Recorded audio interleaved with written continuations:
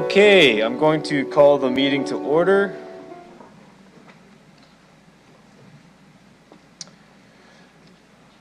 Good afternoon and welcome to the September 3rd, 2025 special City Council meeting. And I will ask everyone to rise for the Canadian National Anthem. Oh, Canada, our home and native land, true patriot love in all of us command, car ton bras s'est porté l'épée, il s'est porté la croix. Ton histoire est une épopée des plus brillants exploits. God, keep our land glorious and free. Oh, Canada, we stand on guard for thee. Oh, Canada, we stand on guard for thee. You can be seated. We acknowledge that we are on traditional lands of Treaty 4 territory, a treaty signed with 35 First Nations across southern Saskatchewan and parts of Alberta, Manitoba, and the original lands of the Cree, Saulteaux, Dakota, Nakota, Lakota, and on the homeland of the Métis Nation. The City of Regina owes its strength and vibrancy to these lands and the diverse Indigenous peoples whose ancestors' footsteps have marked this territory, as well as settlers from around the world who continue to be welcomed here and call Regina home. Some members of City Council and City Administration may be attending the meeting today through video conferencing. I would like to remind those who are attending today through video conferencing of the following.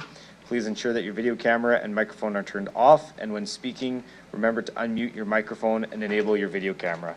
Some delegations may be attending the meeting today through teleconferencing as well to address City Council on various items on the agenda. Can I have someone move a motion to approve the agenda at the call of the chair with an adjustment to add the registered list of delegations? Councillor Radens, thank you. And a seconder? Councillor Mancinelli. I'll call the question. Any opposed? And carried. Okay, I'd like to call upon delegation D25-165, Jim Elliott. You can come on down to the delegation table.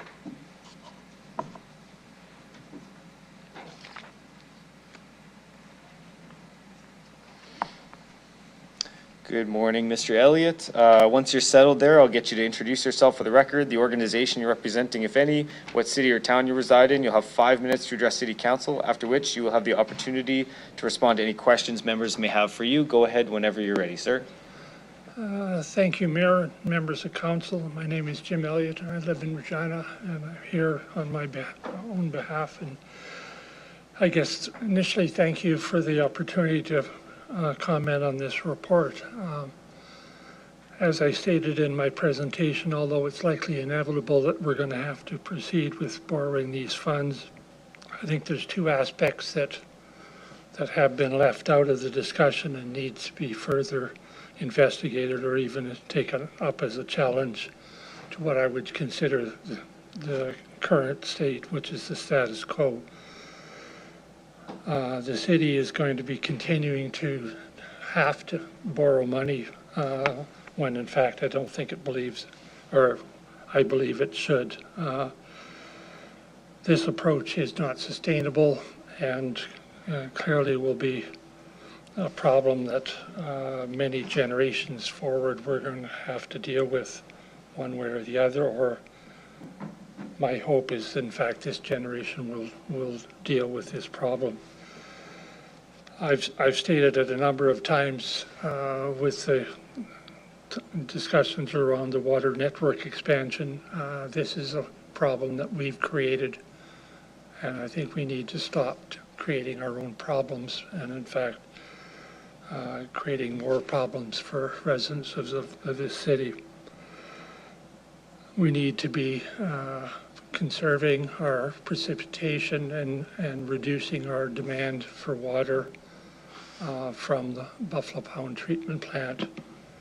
I think I've explained this a number of times before, and I think there are others that can clearly add to that discussion. Also, the greenhouse gases that are caused by the fact that we do this, from what I've heard before, although I'm not sure of the exact nature today, but 25% of the greenhouse gases that this city produces comes from the pumping of the water from Buffalo Pound treatment plant.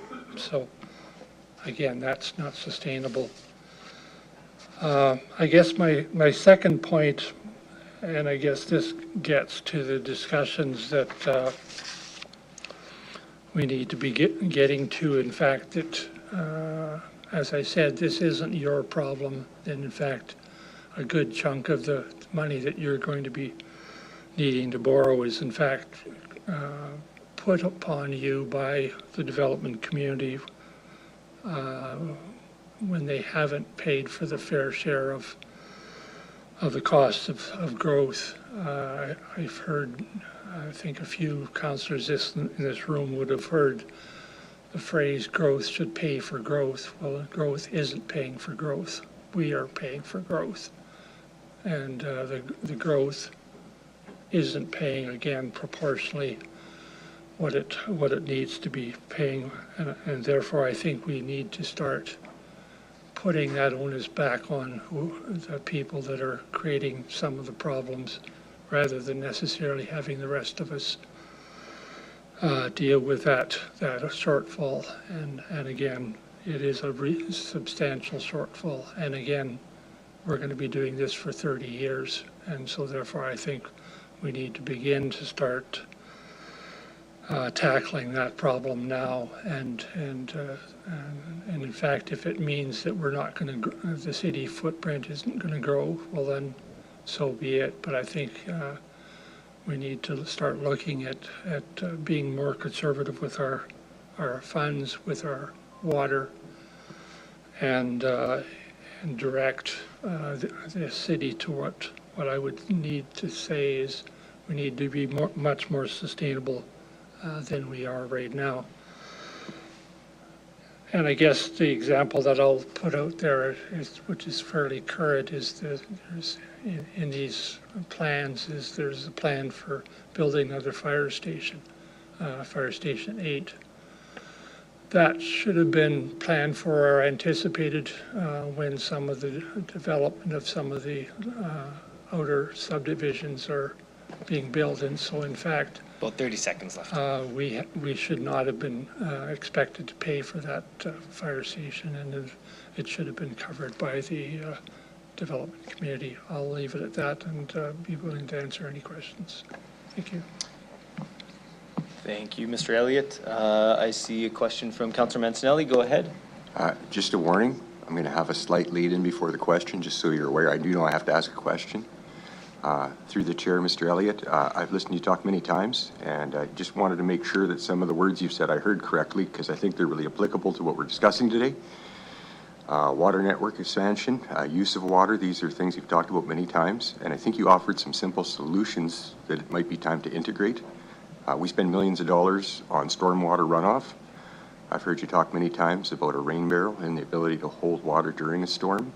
Might alleviate quite a few millions of dollars worth of infrastructure, I think is one of the points I've heard you make over the years. And the second thing I think I've heard you make is the use of gray water for non-potable water uses that we're not using to our best use. You've been very passionate about that. Being this is water network expansion and exponential as we go forward, I just thought I'd make sure I understood your position on this, because you didn't alleviate it too much, but I thought it was quite pertinent from how you spoke to it over the years. I wanted to make sure I understood you. Through the chair. Yes, I believe that we need to be going in a much more aggressive way, and again, it has all the support of the CMHC when you're talking about building houses that don't use potable water for things like toilets and other facilities within your house as well. Like I said, I've stated a few times that we need to start planting the rain first before we plant the city, and therefore we need to be collecting and diverting water from what would be your storm channel system into more residential use and residential access. But yeah, no, that's a fair comment. Thank you. Okay, thank you. Seeing no other questions, thank you for your presentation today, Mr. Elliott. You can return to the gallery.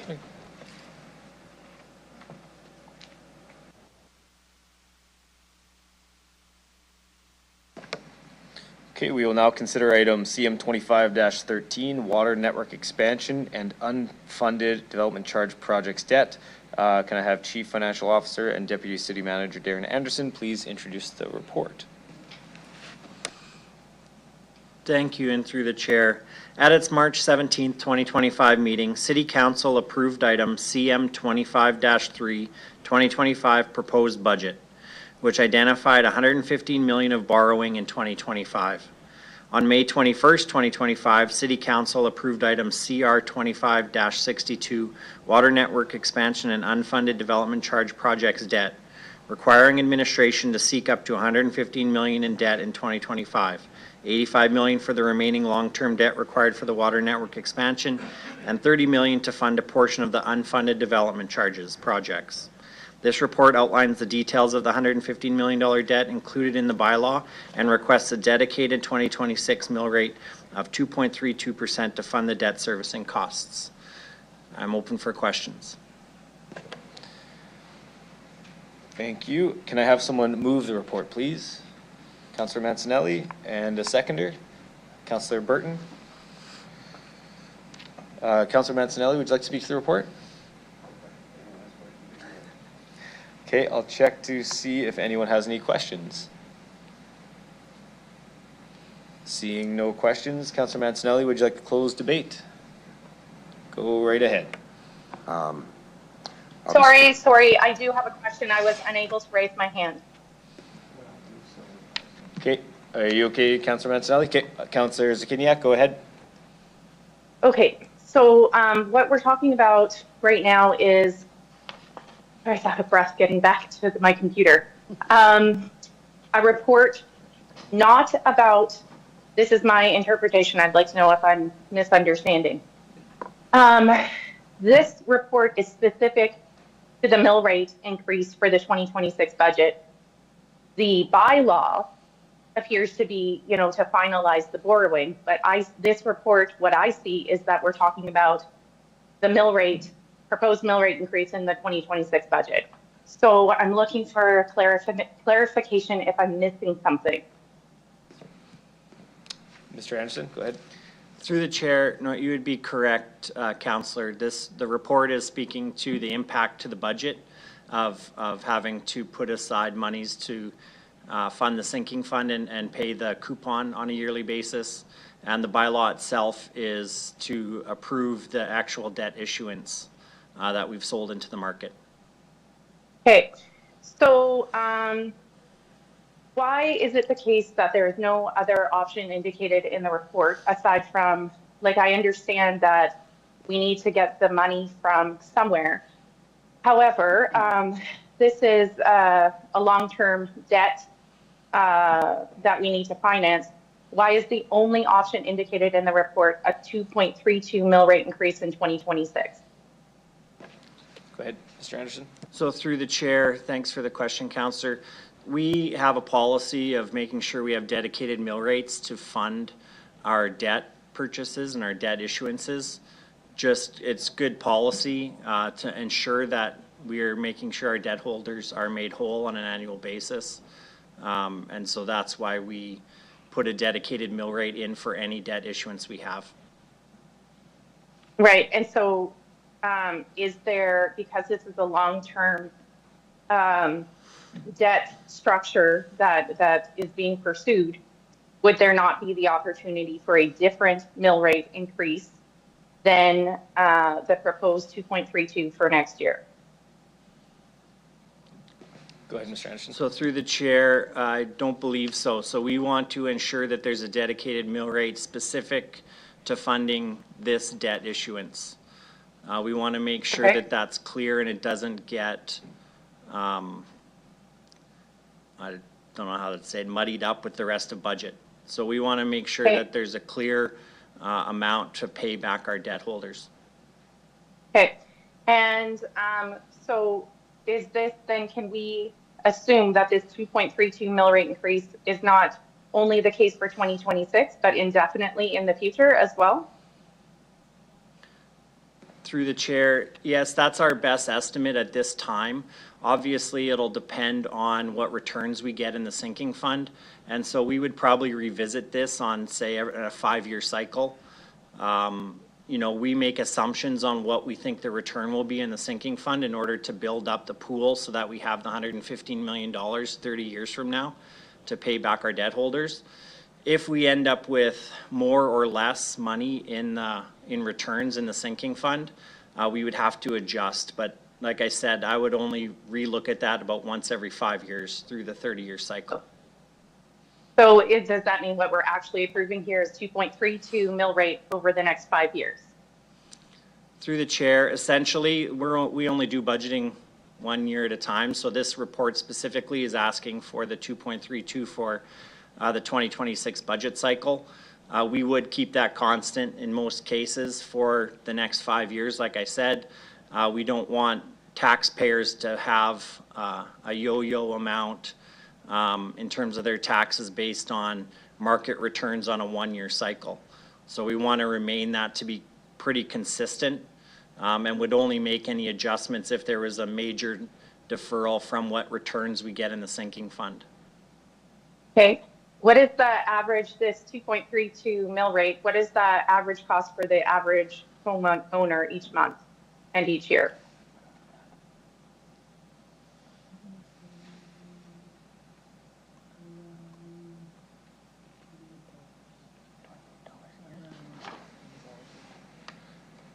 Through the chair, it's just shy of $30 per year for the median household. $30 per year, thank you, that's sufficient. And then, so because the budget is not finalized till the budget is passed, like I've been through this before, so you're sort of looking for, like, we're even with us approving this, it does not finalize it, this is my understanding, until the budget is finalized. So while it sort of gives you the ability to set that money aside, until the 2026 budget is finalized, this 2.32 mill rate would not be finalized. Is that accurate? Through the chair, yes, Councillor. So nothing is actually finalized for budget until the budget is passed itself. Great. So what I would like to do with this recommendation, because of the fact that we clarified this is totally separate from the borrowing of the money, is I would like to refer this recommendation to the budget process because we really need to see the full budget before we can agree to set aside, this is my opinion, 2.32 of a mill rate specific to this project. It won't be finalized till the budget is passed anyway. We can move ahead with the borrowing and refer this to the budget. So I would like to move a referral motion. Okay, just hold on 1 second, Councillor Zakiniak. I'm just going to ask if there is any comments on the implications to that. So, through the chair, I'd like to just take a break, talk to legal counsel if I can. Okay, we're going to take a, we'll say a 5-minute recess and we'll be right back.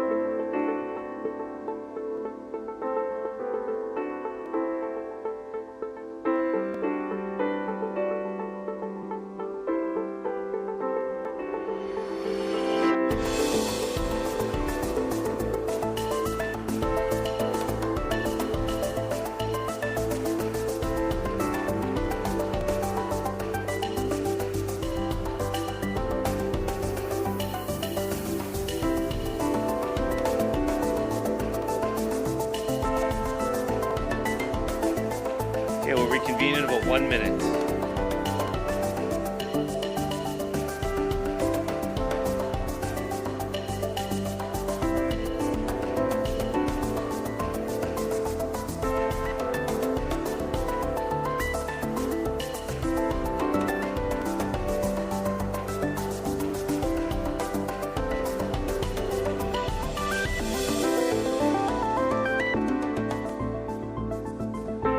Okay, I'll call the meeting back to order. So I'm going to go to Mr. Anderson to clarify the recommendation. Also, I was going to ask if you could also just clarify the mill rate portion as well. So I'll go to you to provide that clarification. Thank you, and through the chair.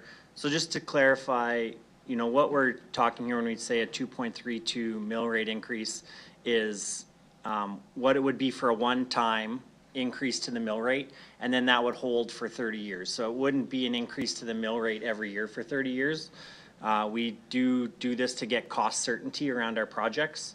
So once we put the 2.32% on, indicative rate, if council at budget time decided to fund this bylaw, so the bylaw, to be clear, the bylaw states that we must put money aside in the sinking fund and meet our obligations in terms of issuing this debt.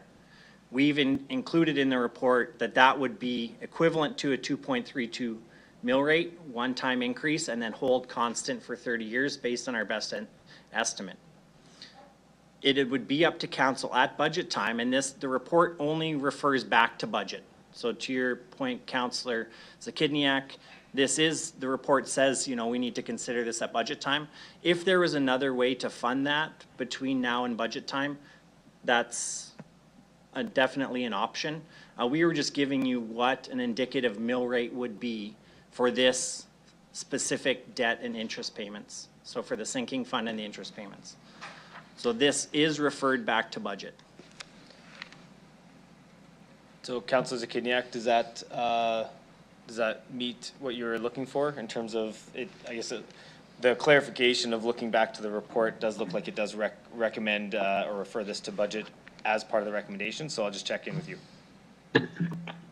I'm on my way to council chambers. I'd really appreciate it if someone could read the recommendation to me, because that's what we're voting on. So I'd like to hear what the recommendation says, because that wasn't my read of it. Thank you. Okay, Mr. Anderson. Thank you. Through the chair, the recommendation as it reads says that City Council direct administration to include a 2.32 mill rate in the 2026 budget to fund the sinking fund and interest payments associated with 115 million of long-term debt acquired in 2025 for the water network expansion project and unfunded development charge projects debt. Okay. So I appreciate the clarification. It does not change anything for me. I've been here and seen how, you know, since last term, and there were many instances where tiny details of words mattered. And so it says, it doesn't say to refer it to the budget, it says to include it in the budget. Council has been caught before, previous term, with small wording, like the details of a motion. And so my comfort level with this is just to refer to budget, which is a practice that has been followed before with things that had budgetary implications. Okay, I'm just gonna, the acting city manager has a comment. Go ahead. Thank you, Mayor. I understand and I believe, I appreciate where you're coming from, Councillor Zakidniak. However, what this does is when we bring the proposed budget after you have heard the 5 sessions in September of information sessions, this will be one of the things that will be in there to say, woohoo, council, you have a commitment, a legal binding commitment to fund this debt.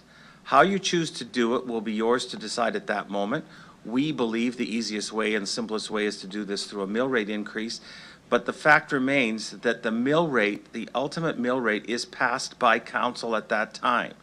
So I don't think we need to split a hair here in terms of whether it's included or not, because the ultimate passage of the budget bylaw is council's at that time. So in December, you will have the final say whether you want to include 2.32 in whatever other components there are in the proposed mill rate, or if there's another fund that comes available, or you may want to make another motion of some sort.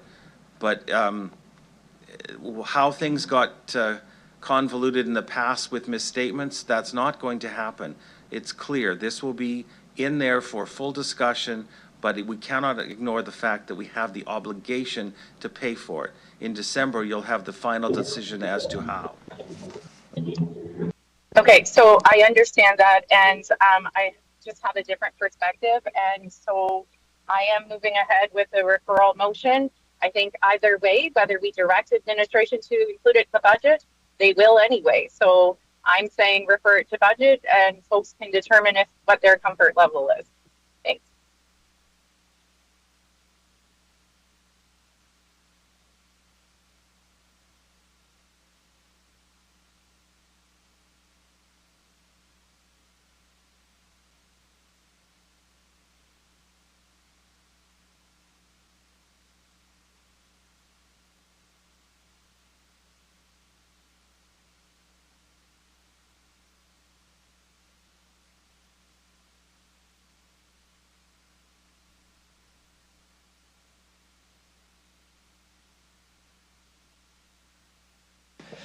Okay, so Councillor Zakiniak is moving a motion to refer.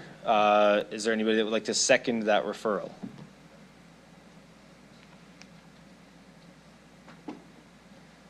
Okay, so I do not see a seconder for that, so we will not proceed with the referral. So we're back to the main motion. Any final, I think we're still on you, Councillor Zakiniak. Any other comments?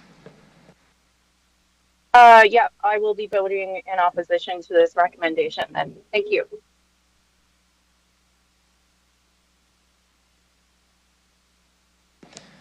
Okay, thank you. Councillor Burton, go ahead. Thank you. To the administration here, just one of the line items here in the projects to be debt financed was the Jenkins, Prince of Wales to Highway 46 extension, improvements, I guess, for $4.7 million. For those that aren't aware, that's the northeast edge of the city along Prince of Wales, where it runs up basically to the edge of the jail road there on Highway 46. And I guess I just had a question. When did this area move into the city, that it was outside the city limits? And I was wondering, when did this move in that then we are now paying for this?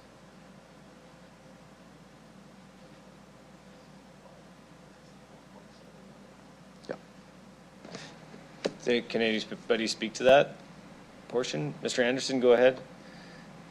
Through the chair, I wouldn't have that information available. Today's topic is issuing of the debt. That's a list of projects that we can use the debt to fund. We on purpose chose more projects than the amount due to flexibility and timing of projects. But I don't have, and no one here would have information on that project specifically for this meeting. Okay. For many years, it was known as one of the worst roads in the city, and now the taxpayers of Regina, now that's moved inside the city limits, are going to be paying for it, and I want to see that improvement go. I will be supporting this here. Some of the things that are listed in there are improvements that are across the city, but are a significant benefit to Ward 4, such as the Wascana Parkway, Highway 1 loop ramp, and Prince of Wales to Wascana Parkway extension, and a number of other ones that are of significant benefit to Ward 4 residents, and as such, I will be voting in favor. Thank you. Thank you. Councillor Rasevich, go ahead. Through the chair, just, I don't know if you can answer this question, but what would be the implications of not doing the water network expansion to residents of the city? Go ahead, Mr. Anderson. So through the chair, the water network expansion project is 95% complete. So there is no option to not do it. Oh. This is simply how we're funding it. Oh. Okay, thanks for clarifying that. And I guess my last comment, I'll just say, well, when budget time comes, this is where we need to really look at making possible cuts or reductions to keep the mill rate down. Just like we tried on this last budget that we went through with the 7+% mill rate increase, we should have looked closer and found reductions there. So anyways, we'll have a chance to do that, obviously, when this next budget comes. Okay, thank you, Councilor Rasevich.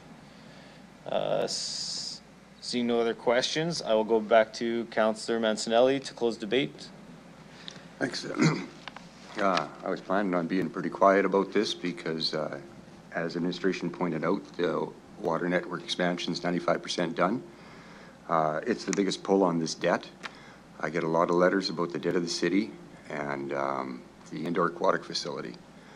But truthfully, there's millions and hundreds of millions spent on roads, pipes, and infrastructure every year.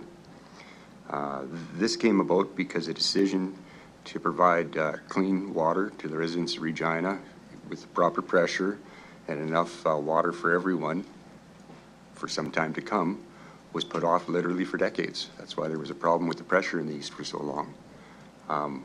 While we're correcting this, we're also correcting the line of sight of only providing the bare minimum, because every time we do that, we go 10 years down the road, and next thing you know, we got 10 times the cost to get to the next stage.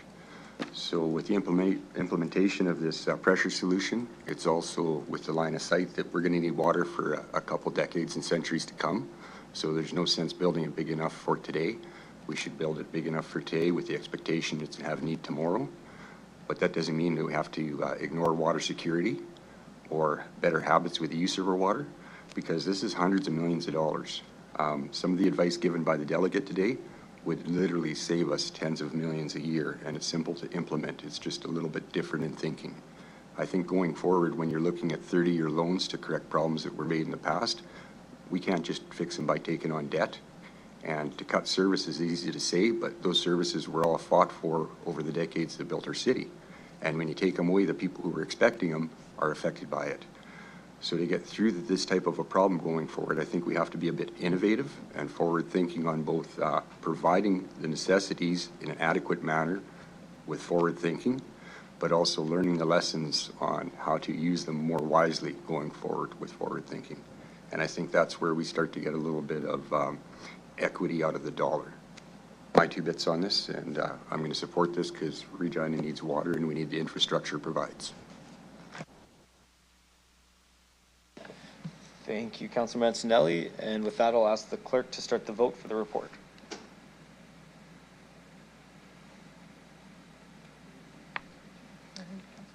Councilor Zakidniak, can I get your verbal vote, please? Opposed. Thank you.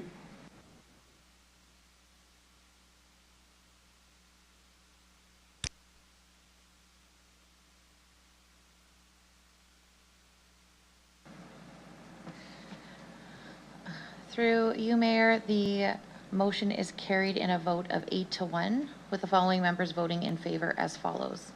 Councillor Fro, Sickles, Mancinelli, Burton, Radins, Flores, and Rasevich. And the member voting against is Councillor Zakidniak.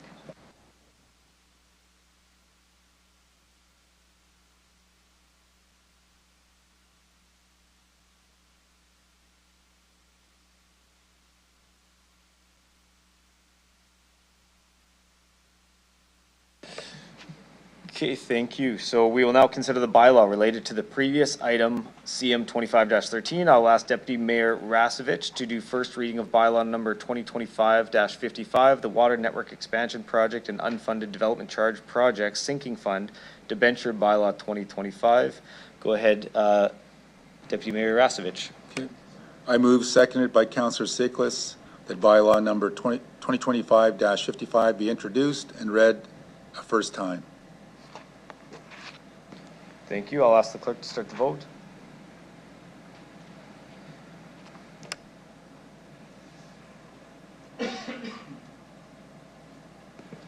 Councillor Zakidniak, I'll get your verbal vote, please.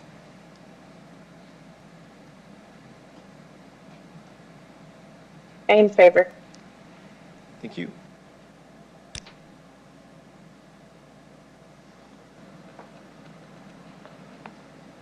Through you, Mayor, first reading of the bylaw is carried unanimously with all members present voting in favor. Thank you. Deputy Mayor Rasevich, can you please do second reading of the bylaw? I move, seconded by Councillor Fro, that bylaw number 2025-55 be read a second time at this meeting. Thank you. Does any member of council have any questions? Councillor Zakiniak, go ahead. Yeah, so just for the sake of clarity, what I was distinguishing, and I believe this to be the case, just clarifying, this bylaw this is not about the mill rate. This is specific to just authorizing the borrowing of the money. Is that accurate? Mr. Anderson, go ahead. Through the chair, yes, that is accurate, Councillor. Right. Okay. Well, thank you very much. That's why I'll support the bylaw. Okay, thank you. Seeing no other questions, I will ask the clerk to start the vote.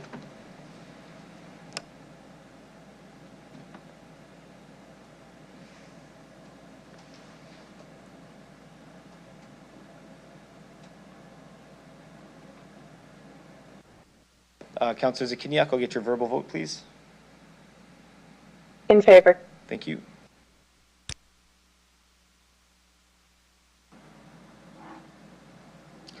Through you, Mayor, the second reading of the bylaw is carried unanimously with all members present voting in favor. Thank you. And would you like to speak to the third reading of the bylaw, or sorry, consent? Through you, Mayor, I just wanted to mention to members present at the meeting today that next the mayor will be calling on consent for third reading.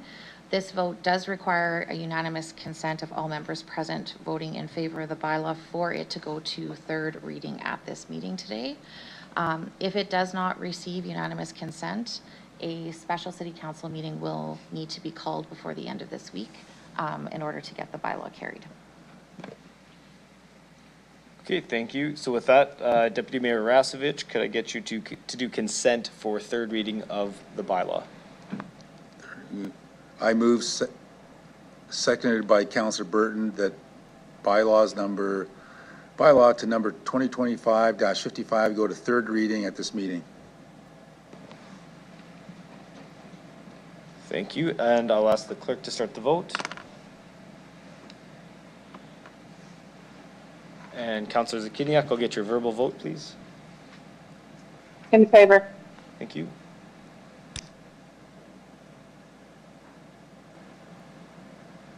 Through you, Mayor, consent for third reading of the bylaw is carried unanimously as required by law. Thank you. And Deputy Mayor Rasevich, can you please do final reading of the bylaw? I move, seconded by Councillor Mancinelli, that bylaw number 2025-55 be read a third time. Thank you. I'll ask the clerk to start the vote.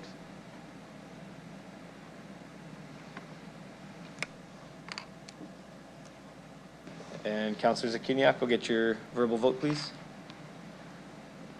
In favor. Thank you.